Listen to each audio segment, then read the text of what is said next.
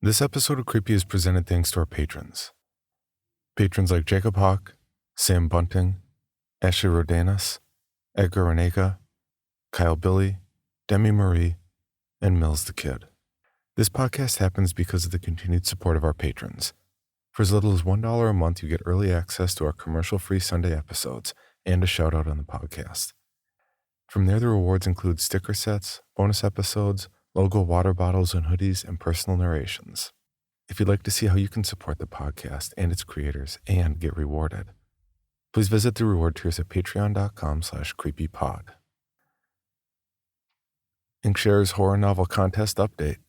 With about 2 weeks to go, the contest is heated up and The Hate Home has dropped to 4th place. We're about 30 orders out of the top 3, but those 3 are very close together and only the top 3 move on.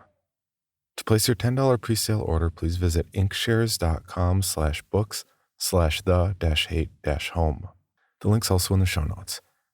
That said, if the book doesn't move on, all pre-orders are refunded and things go back to normal.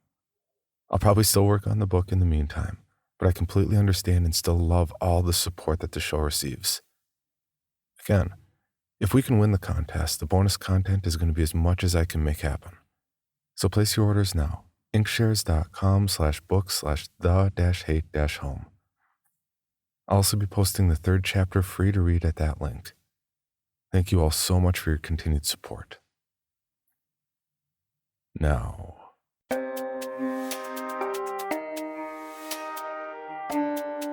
this is Creepy, a podcast dedicated to sharing the most famous, chilling, and disturbing creepypastas and urban legends in the world. Whether these stories truly happened or are simply fabrications is for you to decide. These stories may contain graphic depictions of violence and explicit language. Listener discretion is advised. Creepy presents Don't Play the Game, credited to JaneKillr, and narrated by Heather Thomas. My freshman year of high school was what had to be the worst year of my life. I used to keep this story to myself. I never told anyone, never wrote it down. I just never saw a point. It's hardly even possible that anyone would ever believe me. They'd think I was crazy, which wouldn't be fair with how much I've gone through. But now, I'm dying, and my story must be told. I have to warn others not to play the game. My name is Olivia Rose Kaplan, but everyone just calls me Livy. When I finished 8th grade, my parents decided that they wanted to move from our sunny home in Los Angeles to a small, rainy town in Maine. There I would attend an all-girls school that I cannot put the name of, or else this will be taken down without a doubt. To be honest, I'm not even sure if the school is still open, or if it was closed down. Still, I'll just call it Hillside High School for Girls. Of course, Hellside would work pretty well, too. At the time, the only things I dreaded were Hillside's dull and boring school uniforms and the fact that I didn't know anybody. The second dread was actually a bit of my own fault. After all, I was in town for most of the summer, but I spent all that time cooped up in my room, reading ghost stories and H.P. Lovecraft. But I was fine with that. I didn't plan on fitting in with any of these girls. I had a feeling that they were all going to be very boring. In fact, I had a feeling that the whole time we lived in Maine was going to be boring. Boy, was I wrong about that last part. About a week after the school year began, I started having these nightmares.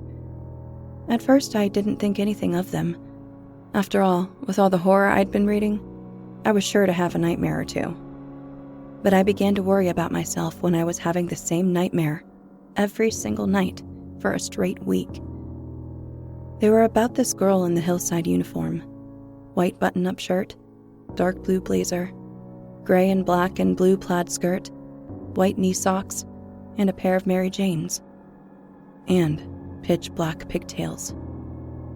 There was blood on her shirt that looked as if someone had wiped it there with very bloody fingers. The girl had very odd hands. Instead of fingers, she had long black claws. Even odder was her face. The left side was the face of a girl. Pale skin, with a few blemishes here and there, pink lips, and a beautiful blue eye with flecks of brown, green, orange, and even a little lavender. Her eye was surrounded by thick black eyeliner, and eyelashes so full they might have been fake. The right side of her face, however, was far from normal.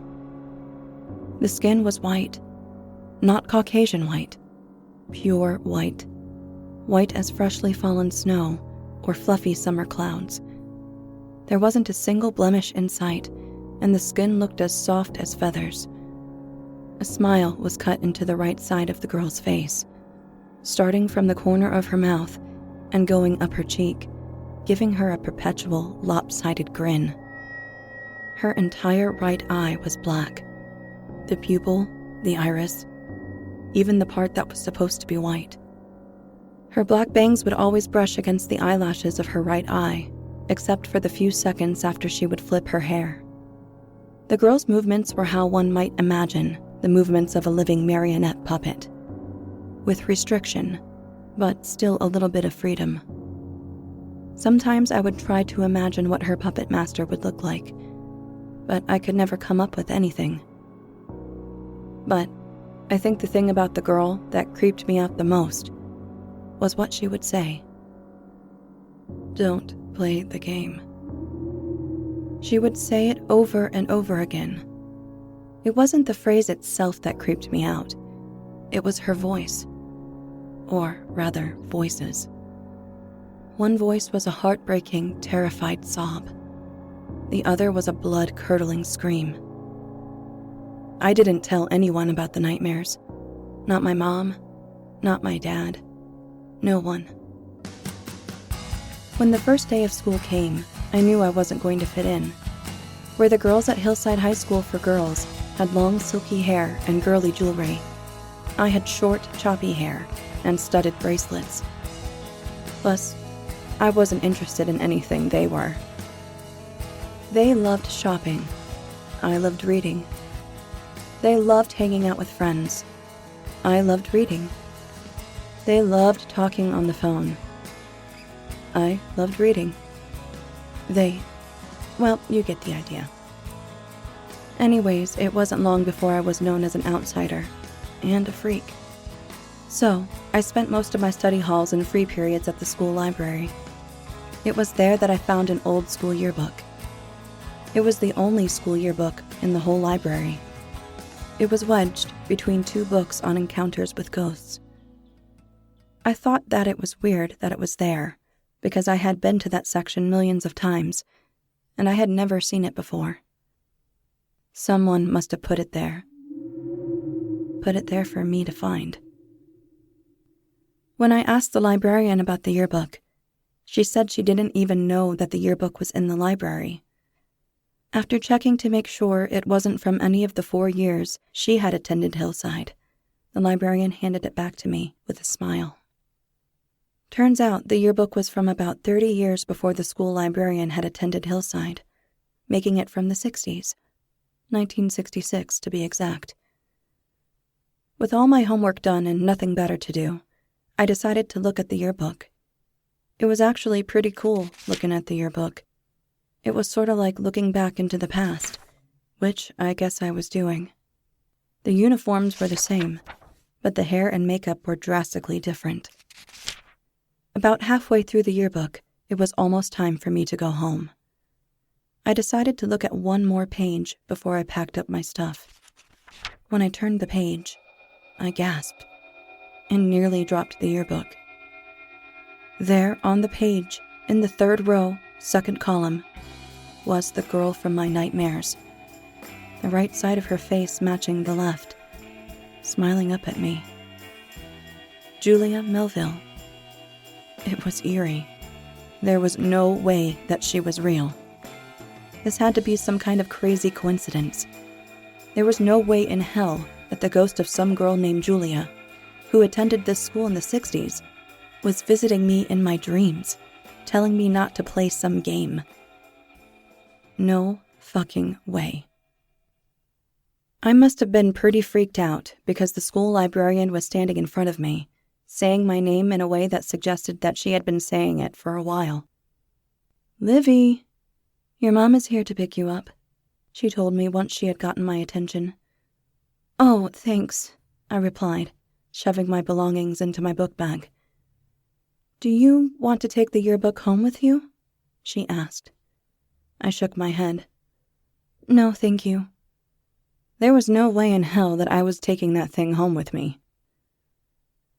I didn't say much on the way home, which wasn't out of the ordinary.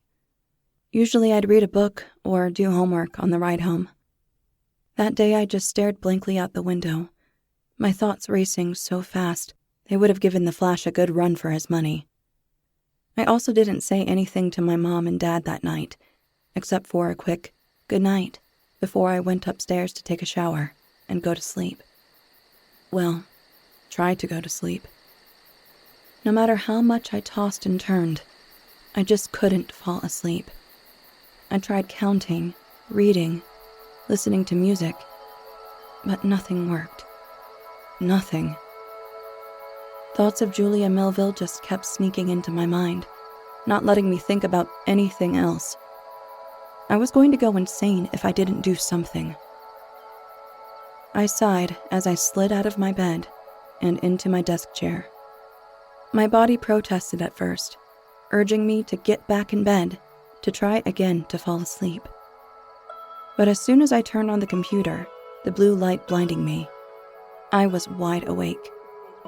Of course, my computer being the pain in the ass it is, it decided right then was the perfect time to update. Fuck you, Windows 7. I pulled up Chrome and clicked on the search bar. At first I wasn't sure what to type, and I just stared blankly at the Sailor Scouts. Then I typed in Julia Melville, Hillside High School for Girls, 1966. I expected, and sort of hoped, that nothing would show up. I got a whole lot of nothing. Attending Hillside High School for Girls wasn't the only thing that Julia had done in 1966. She had also died. It seemed to me that the press had had a field day with Julia Melville's death. There were hundreds of articles, maybe even thousands, dating from November 1966, when she died, all the way up to the early 90s. I decided to read the earlier articles, since the more recent ones were more like conspiracy theories. But even in those ones, the details were minimum. The students had all claimed that Julia was a very close friend of theirs, and it was so awful that this sort of thing had happened to her. You know, generic, someone at my school just died stuff. So I had no idea what was true and what wasn't. The teachers said that Julia was very talented and got nearly perfect grades, and her parents were devastated when they got the news. A girl committed suicide a few weeks afterwards. I read those articles for a good 2 hours, but I still had no idea why Julia's ghost was haunting me. And what did she mean by, "Don't play the game"? None of it made sense. I sat back in my chair, realizing that my face was only a few inches from the screen, and took a deep breath. What was I missing here? I pulled up a couple more articles. After I read them, I said, that's odd. What I found was very, very odd. Apparently, even though a whole bunch of people thought that Julia had been murdered, it was said to have just been a freak accident. If it had just been a freak accident, then why did that girl commit suicide? One article had also said that there had been tons of things that suggested foul play, yet it was still marked down as an accident. Not only that, but it also seems that the school tried to cover up Julia's death. It didn't work, obviously. This was all beginning to sound very suspicious. It took a lot of digging, but I was soon able to find out what the crime scene had looked like. Julia had died in the bathroom. The door had been locked from the outside, leaving her trapped in there with no way to get out. The mirrors were all broken, shards of glass littering the floor. The police claimed that she had bled to death, as did the autopsy report. Honestly, I didn't even see how that would be possible. Unless, of course, the shards of glass from the mirrors had magically cut her deep enough, which I seriously doubt happened. But what did happen? I pulled up Julia's autopsy report again. According to the report, Julia did bleed to death from a stab wound in her abdomen. That confused me. Did that mean that the ghost of Julia's murderer was visiting me? Because the blood on her shirt had been wiped there, most likely by someone else, and definitely hadn't been enough blood for someone to have bled to death. And how the hell did they get away with calling all this an accident? I glanced at the bottom corner of my screen, then sighed and massaged my temples. It was almost 3 a.m, and I still had no idea what had happened to Julia Melville in that bathroom in 1966, why a ghost was visiting me in my dreams, or what this all had to do with some game. "Julia, what the hell happened to you?" I muttered, sitting back in my chair and staring at the computer screen in frustration. Suddenly, another tab opened on my browser without me even touching the mouse. Then the words, "Bloody Mary," appeared in the search bar. I stared at the computer, expecting it to search the name, but nothing happened. So, Julia was killed by Bloody Mary? At first, I didn't believe it. As much as I believe in ghosts, I had never really believed in Bloody Mary. I mean, it seemed just like a silly game to me. I never took the idea of her being real into consideration. Apparently, I was wrong. Now that I thought about it, Julia, or whoever I was being visited by, being killed by Bloody Mary, did make sense. The bathroom, the smashed mirrors, the blood wiped on her shirt. But why on earth was Julia Melville playing Bloody Mary? She was a junior when she died. Wasn't she a little old for that game? Then, I thought about how the bathroom door was locked from the outside. The girls' claims that they were all close friends with Julia. Had some of the girls forced her to do it? Locked her in there and said that they wouldn't let her out until she did it? It made sense.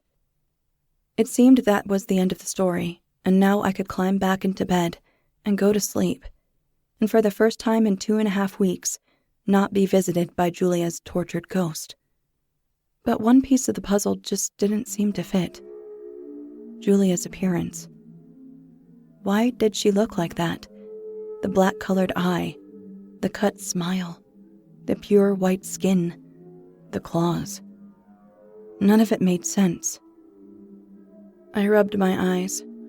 I was super tired. I hadn't slept at all that night, and I doubt the fact that I'd been staring at a brightly lit computer screen the whole time was helping much. I wasn't going to be able to stay awake in any of my classes.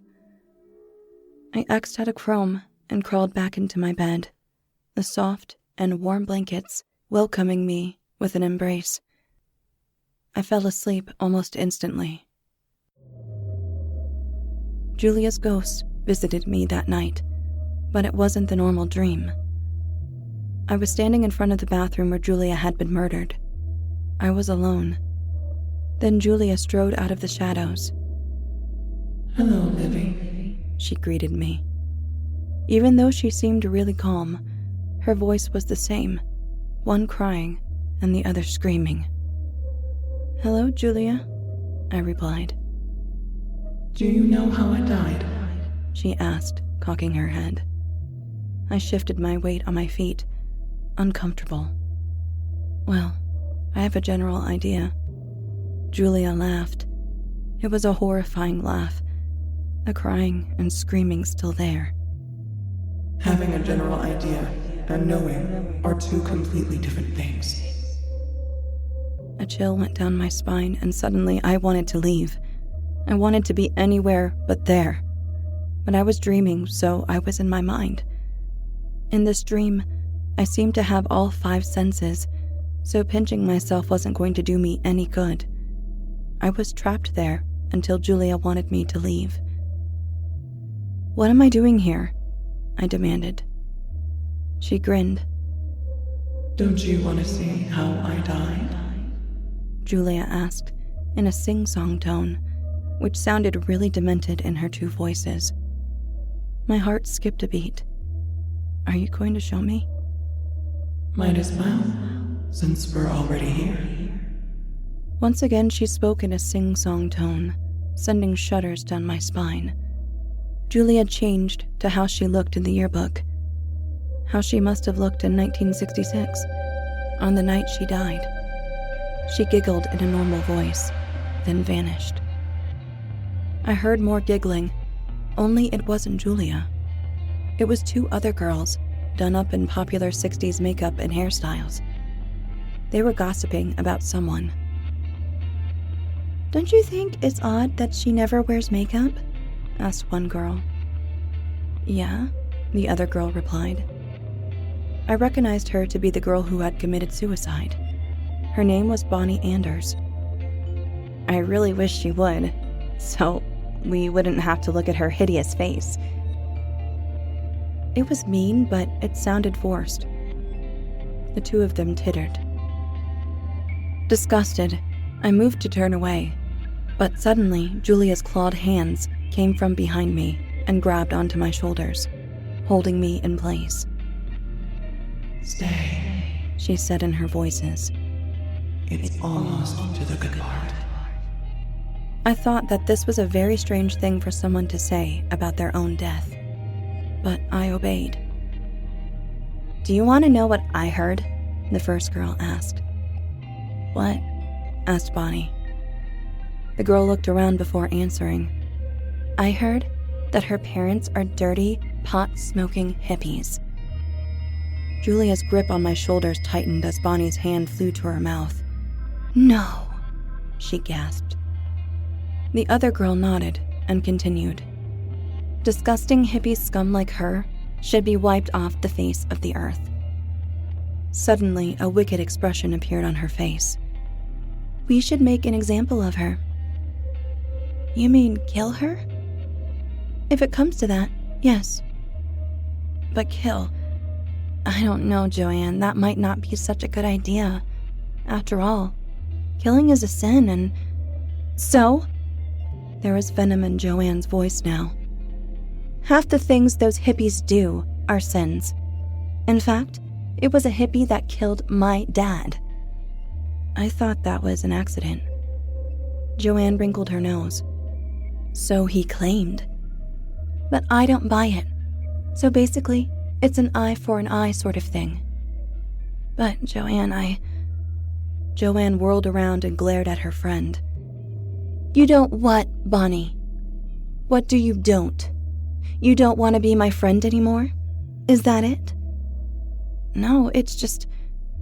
Then you'll help me kill Julia. Don't even try to back out of this. Besides, you aren't going to kill her. I am. But what if we get caught? Bonnie asked, anxiously. I felt bad for her. She didn't want to kill Julia. Joanne was forcing her into it. We aren't going to get caught. I have the perfect plan. Do you remember that game we used to play? Bloody Mary? Yes, of course. Well, that's my plan. We'll make it look like she was playing the game, and this time Mary actually came. We'll do it here, at the school around midnight. Nobody will ever trace it back to us. It's the perfect crime. Only 3 people will know about it. You, me, and Julia. Then the 2 of them vanished. So, Joanne and Bonnie killed you? I asked as Julia stepped out from behind me. No, she said, shaking her head. Then who did? Mary. Oh, wait, what? Do you mean Bloody Mary actually did kill you?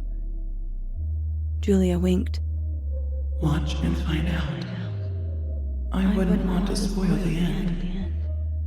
Another set of shivers ran down my spine as Julia disappeared. Then it was night. At least, I think it was. The school was dark. Voices started making their way down the hall. "Are you sure that it's okay for us to be here?" a girl I recognized to be Julia asked. "Of course." Joanne laughed gleefully. "Nobody is here this late at night, so it's not like we'll get in trouble or anything. Come on, it'll be fun." "Hey, Bonnie, are you okay?" Julia asked. "You don't look so good." Sure enough, Bonnie looked like she was about to throw up. She opened her mouth to reply to Julia's question, but before she even had a chance, Joanne answered for her. "She's just nervous that her grandmother will find out," Joanne lied. "She's really strict. Bonnie's taking a big chance coming here tonight." "Bonnie, you didn't have to come if it meant you would get in trouble," Julia told her. Bonnie looked like she was going to be even more sick at her kindness. "Of course she had to," Joanne said. "We're your friends, and friends do anything for each other. Right, Bonnie?"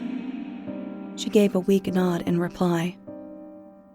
"So, Julia, how about a game of Bloody Mary?" Bonnie went pale. "Bloody Mary," Julia repeated. "Aren't we a little old to be playing that game?" "We don't have to play the game if you're too scared," Joanne teased. "I'm not scared," Julia said flatly. "Then let's play." Joanne laughed.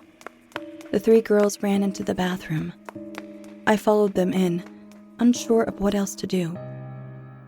Bonnie closed the door with trembling hands. "Bonnie, don't forget to turn off the lights," Joanne chided. Bonnie hesitated before doing it, but she still did it.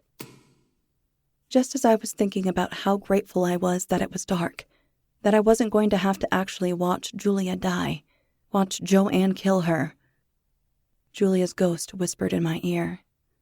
Let's shed a little light on the subject, shall we? Then I could see everything. The whole scene. Bonnie, Joanne, and Julia standing in front of the mirrors. Bonnie was wringing her hands, and Joanne kept glancing in the direction of Julia, even though I doubt she could see anything. Julia was just standing there, completely oblivious of what was about to happen. To them, it's pitch black, Julia's ghost explained to me. but we can see everything. Then the three girls started turning around 3 times, chanting Bloody Mary with each turn. When they finished, they just stood there, waiting for something to happen. And something happened. Something none of them had expected.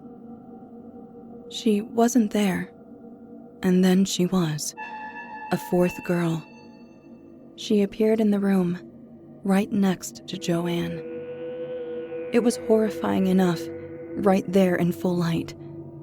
I can't even imagine what it must have been like in the dark. The girl was wearing a bloody white nightgown. Her long chocolate brown hair was a knotted mess, and a lock of it hung in front of her face. Her lips were blood red, dark circles under her eyes. And her eyes. Oh, her eyes. They were furious and searching. Searching for what? I don't know. But searching nonetheless. Then there were her fingers. Once you saw them, you couldn't tear your gaze away from them. Where her fingernails should have been, there was blood. So much blood.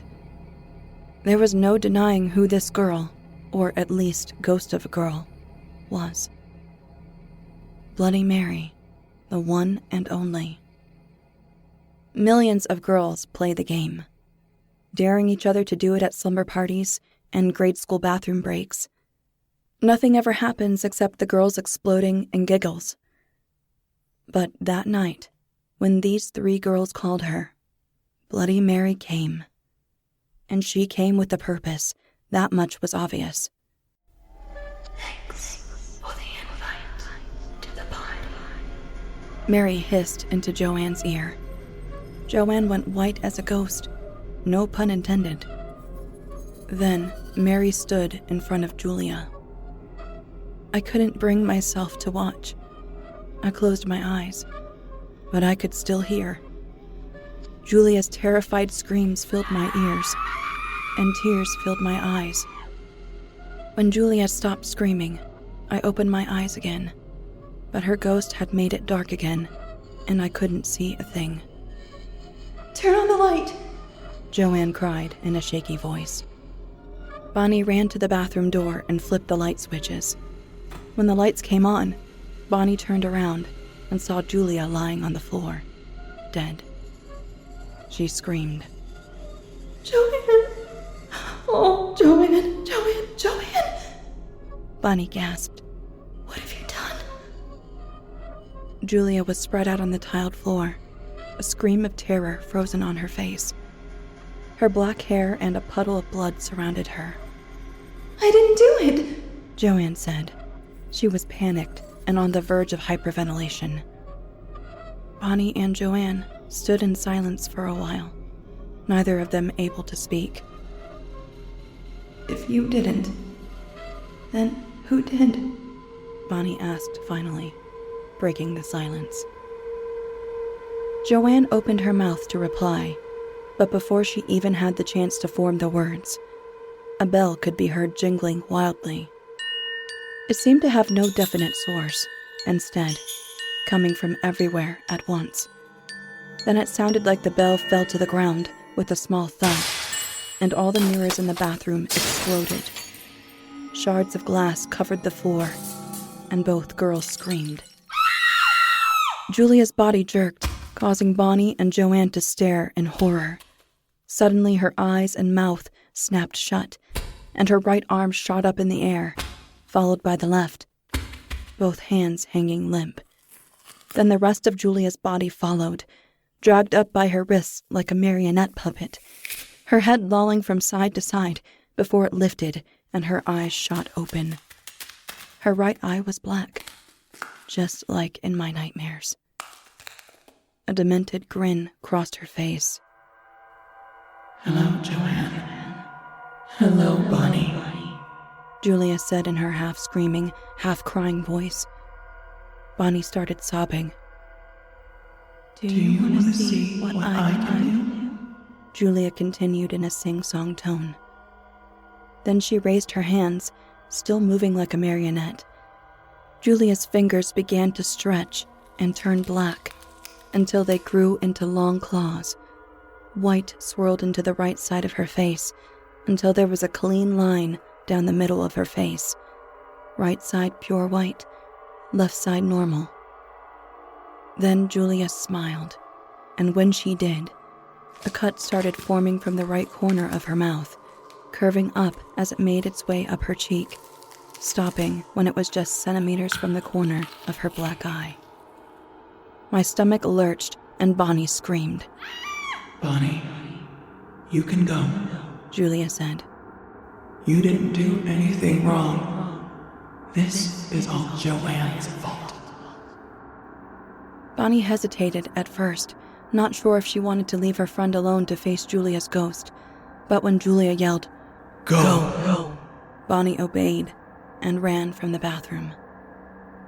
Once she was gone, Joanne asked, What do you want from me? She tried to sound brave, but it didn't work very well. What do I want from you? Julia scoffed. How dare you ask me that question? You acted like you wanted to be friends, but you just wanted to kill me. Last I checked, friends don't try to murder each other. You have a very twisted mind. Well, And by the way, my parents are lawyers, not hippies. If you would have actually taken the time to know me, you would have known that. So basically, you had no reason to kill me. Just goes to show how stupid you are. You're going to rot in hell. If that place is even real. I won't be finding out anytime soon. I'll be staying in this world for a little while more. Look, I'm sorry, Joanne started. Sorry? Sorry doesn't cut it. Julia screamed. She was no longer moving like a marionette. She was moving of her own free will. You tried to kill me. You tried to kill me, and all you have to say for yourself is sorry? You're such a pathetic piece of shit. Do you know that? Because you're shit. But I didn't kill you. Bloody Mary did, Joanne objected. So? Julia snapped. You're the one who brought me here. You're the one who said we should play the game. You're the one who wanted me dead in the first place. So it's your fault. All of it. Yours, and yours alone. Julia started walking towards Joanne, who in turn began backing away until her back was against the wall, and Julia was just inches away. Do you want to know what I think you deserve, Joanne? Julia asked quietly. I think that for everything you've caused tonight, you deserve to die. After all, because of you, my parents will never have gotten to tell me goodbye, and I'll never say bye to them. They don't even know that I came here tonight. They had to work late, and were already gone when I woke up this morning. Now my father will live out the rest of his days as an alcoholic, and my mother will die from a drug overdose. Because of you, Bonnie will suffer from severe depression until she finally kills herself a few weeks from now, which will cause her family more pain and stress than they will be able to handle. All because you suggested playing a stupid little game. Actions, they always have consequences, don't they? You don't know that all that stuff will happen. I bet you just made it all up. I cringed. This wasn't going to end well for Joanne. Not with that attitude. Julia chuckled. No. Actually, I'm not making it up. It's all stuff that's going to happen. You see, it seems that when you die, the first thing that happens to you is that you learn how your death will affect people. It's quite interesting, as a matter of fact. If you don't understand now, you'll understand soon. What do you mean? Julia cocked her head and smiled a wicked grin. Why? I'm going to kill you, of course. You're not very bright, are you? It's just an eye for an eye sort of thing. Then, without another word, Julia stabbed Joanne with one of her finger claws in the stomach. Blood trickled from the wound and out of the corner of her mouth as the life drained from her eyes. Julia withdrew her claw and then stepped aside, giving Joanne's lifeless body room to fall to the ground. Then, Julia waved a hand, and Joanne's body changed to look like Julia's. Julia's ghost turned and smiled at me. After that, I flashed to my room, sitting in my bed. At first, I thought that I had just woken up, but then I realized that I was wearing my school uniform rather than my pajamas. Suddenly, I gagged. Then again, and again. Then blood began pouring out of my mouth. I stared in horror at the growing puddle of blood on my bed. It didn't stop either. It just kept going and going. There must have been gallons of it. A metallic taste filled my mouth, and I honestly thought that I was going to die right then and there. But then the blood slowed down to a trickle, and finally came to a stop.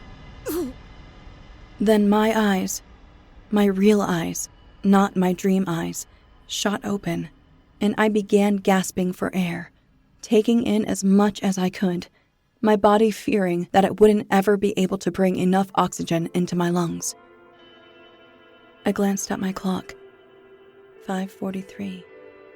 Pretty soon I'd have to start getting ready for school, but I didn't think I could go that day. Not after that dream. Perhaps not ever again. I didn't know how my parents would have felt about that, but I couldn't go back there. I could never go back to Hillside High School for girls. Maybe I could do online school. Maybe I could figure out a way to go to the boys' school. I just couldn't go back to that school.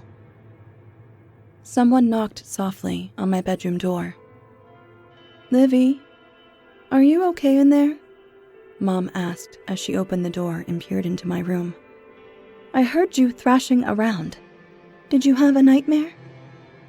"Like you wouldn't believe," I sighed, running a hand through my hair. "Do you want to talk about it?"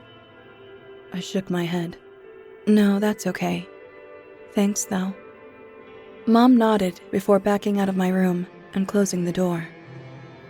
I did want to talk about it, but I couldn't. At the time, I didn't know how to put it all into words without coming off as crazy. If I did know, I would have told my mom right then and there. I probably would have had to go through months of therapy. For more information, including pictures and videos of the stories told on this podcast, or to suggest stories for future episodes, please visit us at CreepyPod on Twitter, Instagram, and Facebook, or email us at creepypod@gmail.com. All stories told on this podcast can be found at creepypastawikia.com and are protected by a Creative Commons license. Some rights reserved unless otherwise stated.